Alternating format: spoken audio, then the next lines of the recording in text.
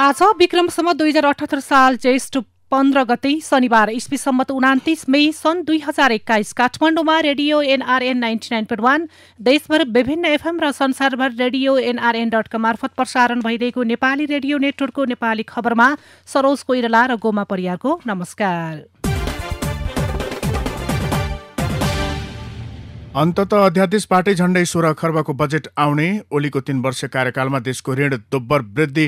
भेरीका स्वास्थ्यकर्मीमाथि एमाले नेताको नेतृत्वमा आक्रमण।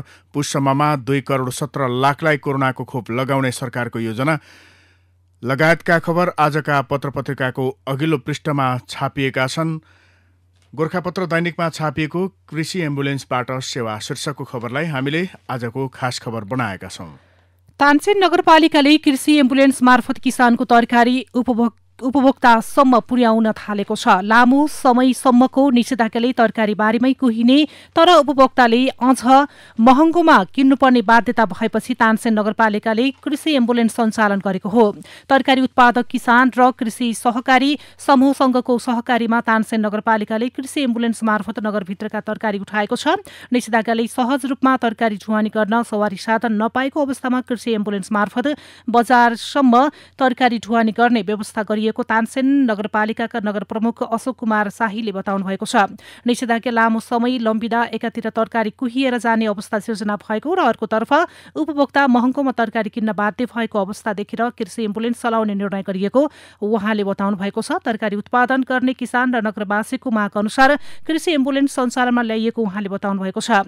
नगरपालिकाले हाल 4वटा कृषि एम्बुलेन्स मार्फत तानसेन बजारमा तरकारी ढुवानी एवं वितरण गर्दै आएको छ। नगरपालिकाले तरकारी ढुवानी प्याकेजिङ र सवारी साधनमा लाग्ने खर्च बेहोर्ने भएपछि किसान समेत उत्साहित बनेका छन्। निषेधाज्ञामा स्वास्थ्य सजगता अपनाउँदै कृषि एम्बुलेन्समा तरकारी खरिद गर्न पाएको भन्दै उपभोक्ता खुसी भएका छन्। कृषि एम्बुलेन्स मार्फत बजारमा किनेको तरकारी भन्दा सस्तोमा तरकारी खरिद गर्न पाएको तानसेन 5 कैलाश नगरका दलबहादुर राजकोटीले बताउनुभयो।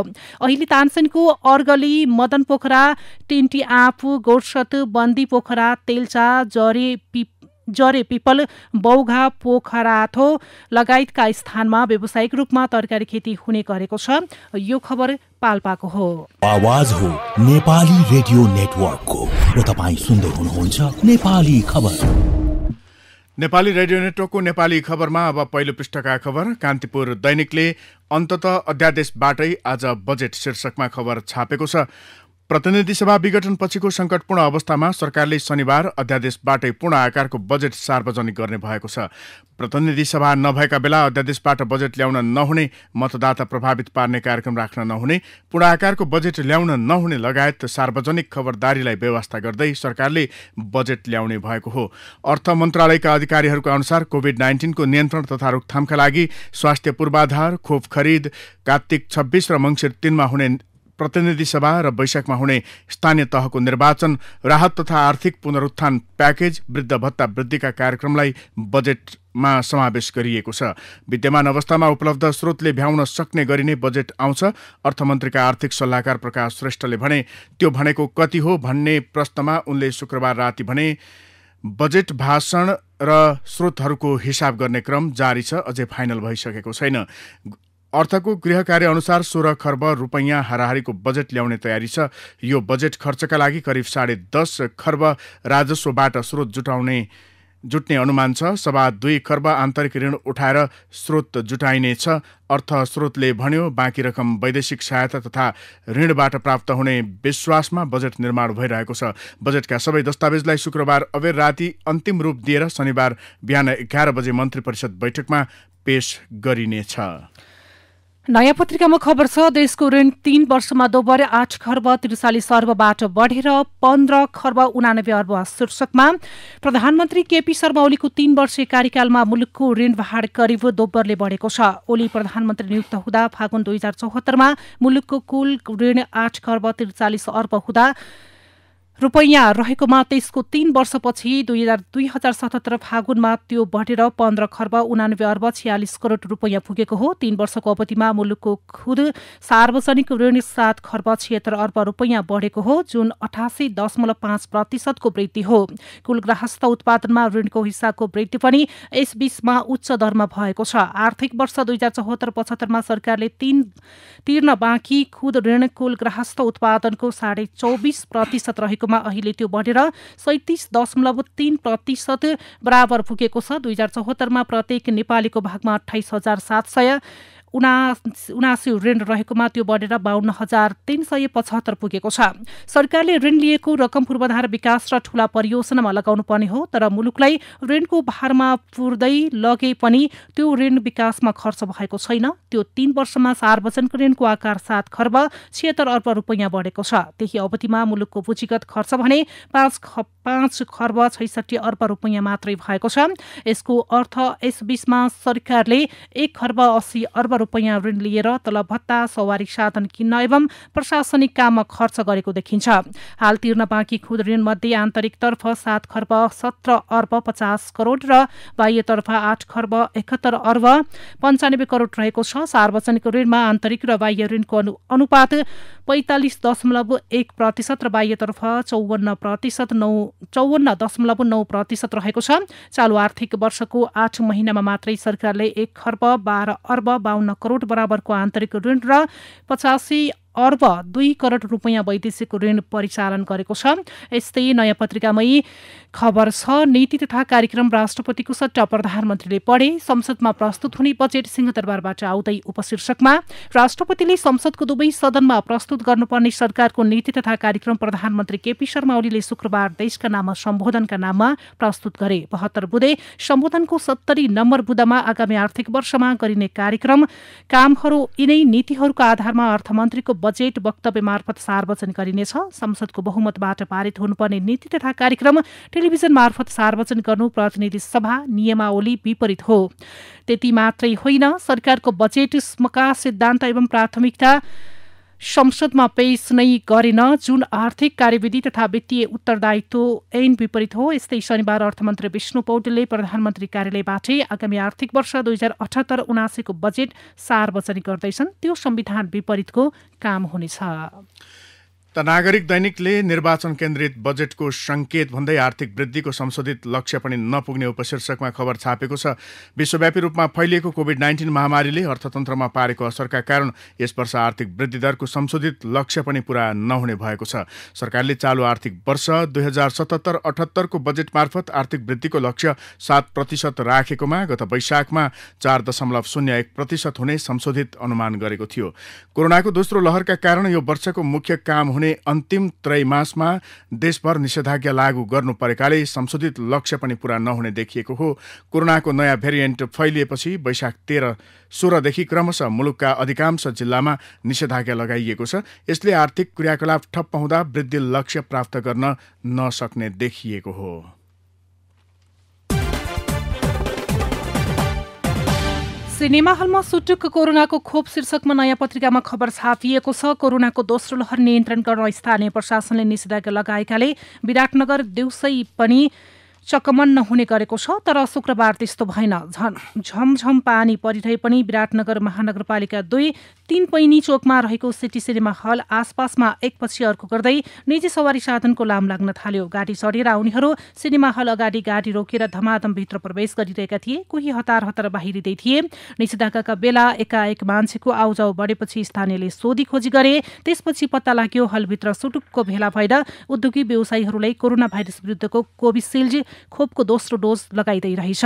हो हल्ला हुन थाल्यो। महामारीका बेला उद्योगी व्यापारीलाई मात्र खोप लगाइएको थाहा पाएपछि स्थानीय पनि भित्र पसे र अवरोध गर्न थाले। स्थानीय जागेपछि खोप लगाइदिन बसेकादेखि खोप लगाउन आएका समेतको भागाभाग भयो। शुक्रबार त्यहाँ खोप लगाइँदैछ भन्ने सार्वजनिक सूचना थिएन। स्थानीयको अवरोधपछि मात्र प्रहरीले पनि थाहा पाएको थियो।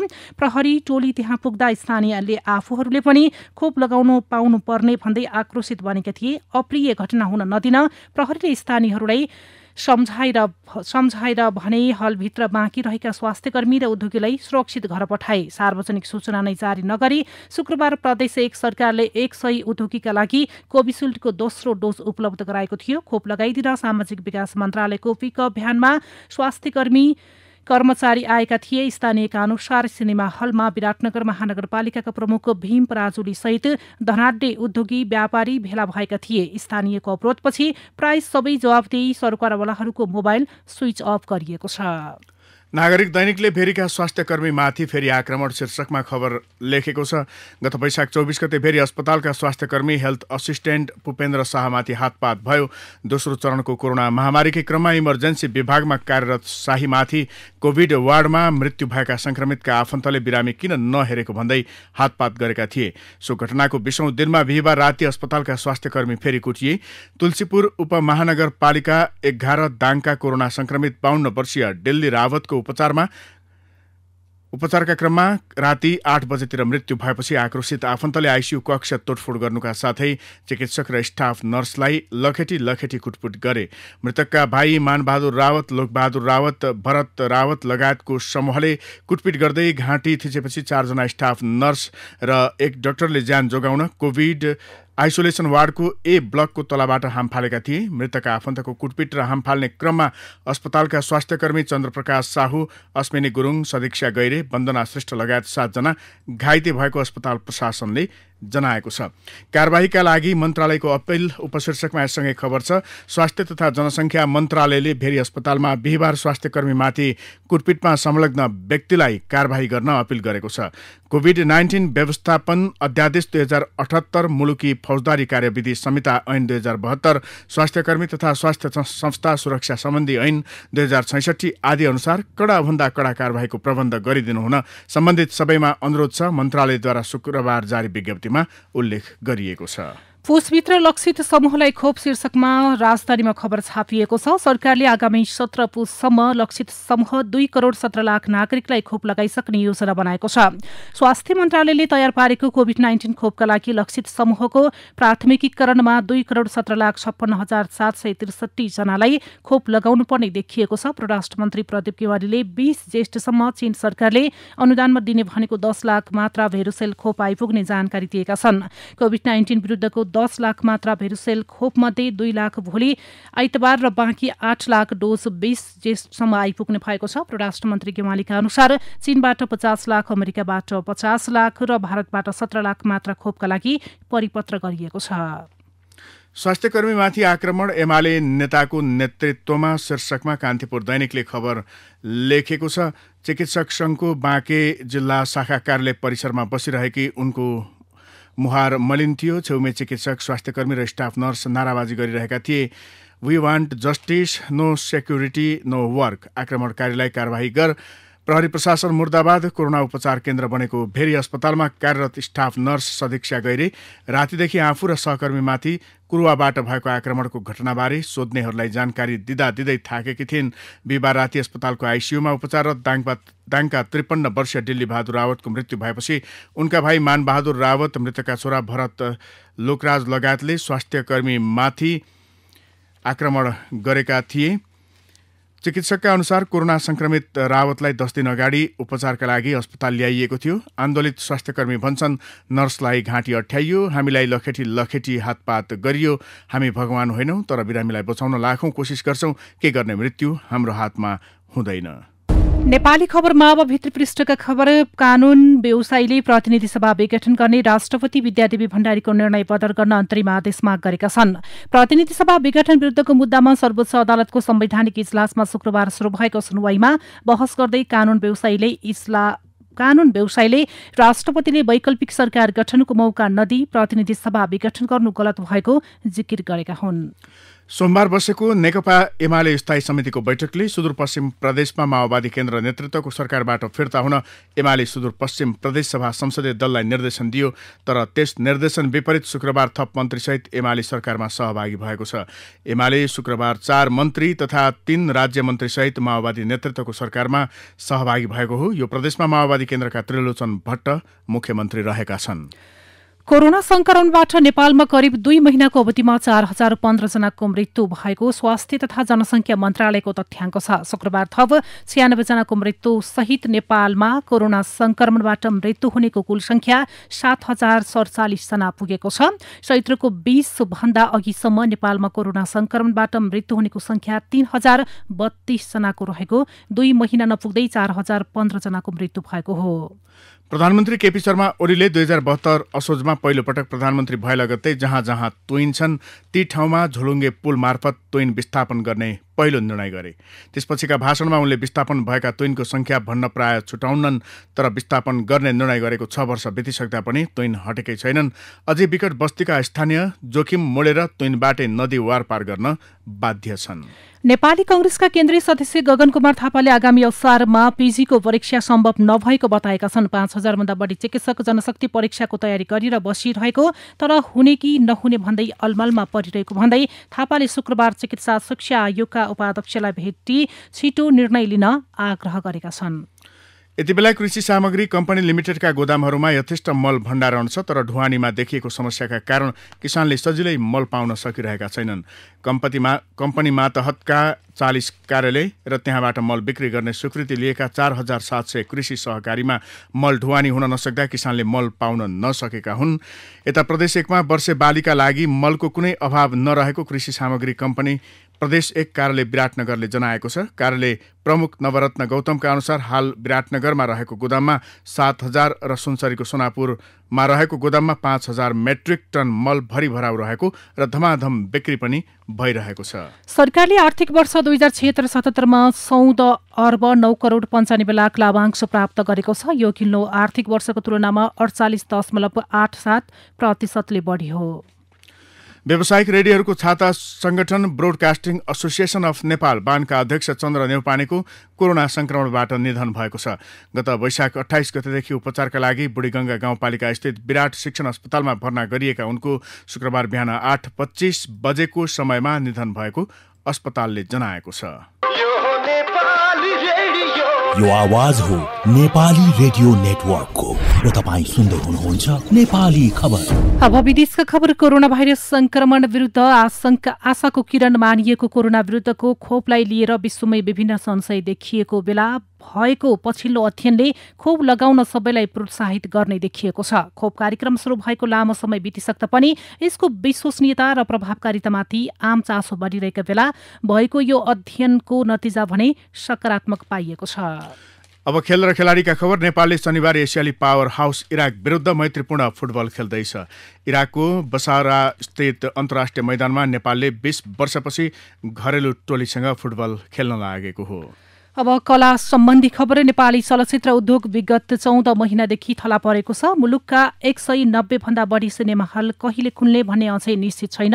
यस्तो अवस्थामा चलचित्रकर्मीको ध्यान शनिबार घोषणा हुने आर्थिक वर्ष 2078-79 को बजेटतिर केन्द्रित बनेको छ। नेपाली चलचित्र उद्योगलाई बचाउन सरकारको राहत र सहुलियतको आशामा यति बेला सिनेकर्मी बसेका छन्। अब विचार विश्लेषणको पालो। बाटो बिराएको लोकतन्त्र शीर्षकमा स्टेफन माइक्सेलको विचार छापिएको छ। 7 दशक अघि नेपाली लोकतन्त्रले बाटो नबिराएको भए नेपालले विश्वलाई क्रान्तिको एउटा उत्कृष्ट नमुना पेश गर्ने थियो।